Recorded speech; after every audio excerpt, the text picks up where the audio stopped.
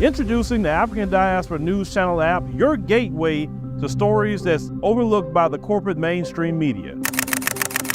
And we serve as the voice to the Toba Black community. Again, we got Dr. Candace Matthews. A lot of these documents, looking at.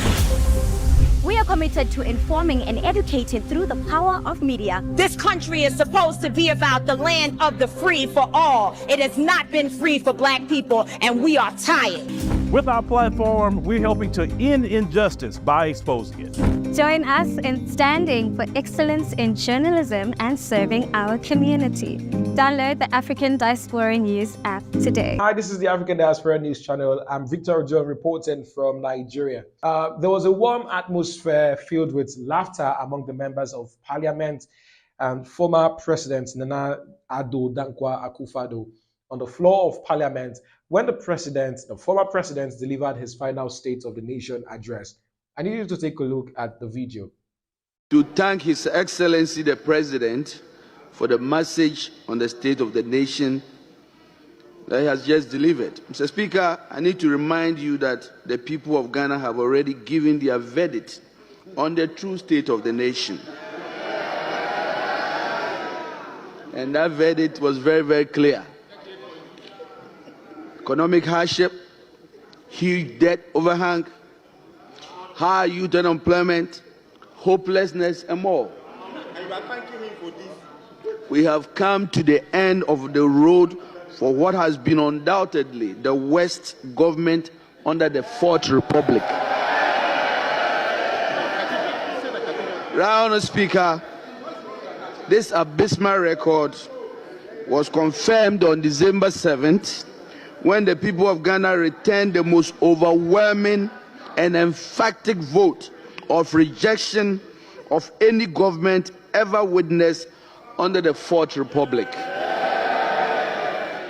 Mr. President, you will be remembered as the first president who was cushioned by the IMF when you began, and you are still being cushioned at the end of your term. Mr. President, you left something very important in your account.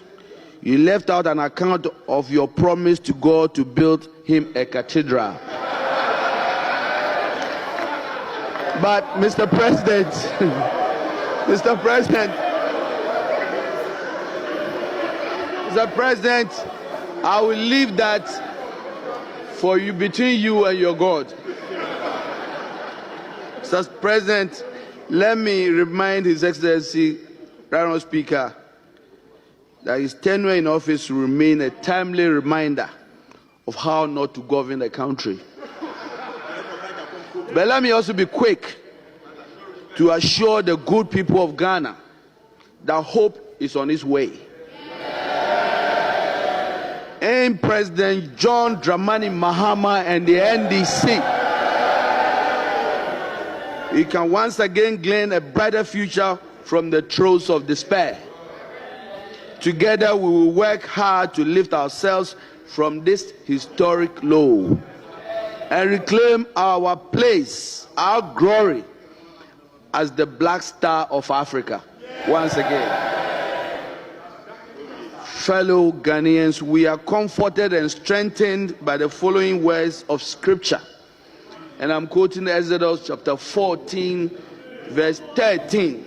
And I quote, "And Moses said unto the people, Fear you not, stand still, and see the salvation of the Lord, which he will show you today. For the Egyptians whom you have seen today, you shall see them no more." Bye-bye, Mr. President. It is finished. With that, Mr. Speaker, I thank you very much.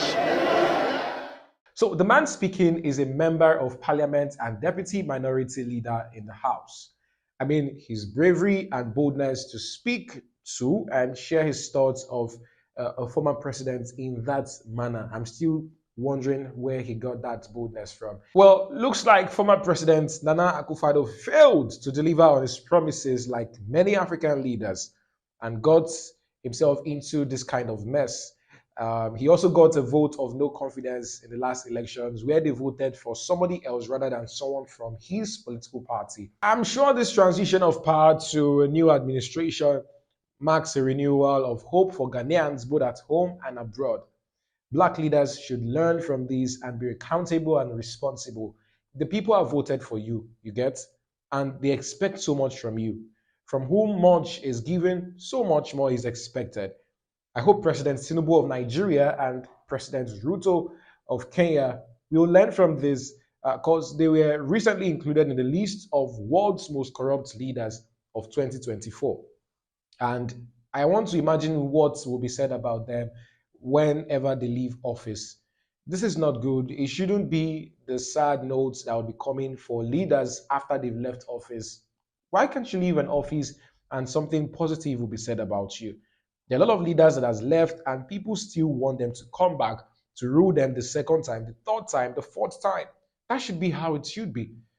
I would want to hear from you. What do you think of this? Ghanaians, are you happy about the transition? Would you support the former government? Would you support the incoming government? Do you think that John Mahama would do better? Yeah, because I was in Ghana. I lived in Ghana for about 4 years, 2012 to 2016. And I can say for a fact that Ghana is one of the safest countries in Africa. All through my stay in Ghana, there was no record of armed robbery. I never heard that anybody was kidnapped. I was not robbed. There was 24 hours constant electricity. And I don't know if that's still the same thing presently. The exchange rate was very, very okay. It was balanced at the time. And I enjoyed my stay in Ghana.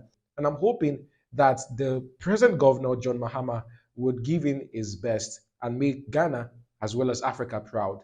Victor Odion is my name. I'd love to see your comments right there. Let them come in, put them in, and I'll see you in the next video.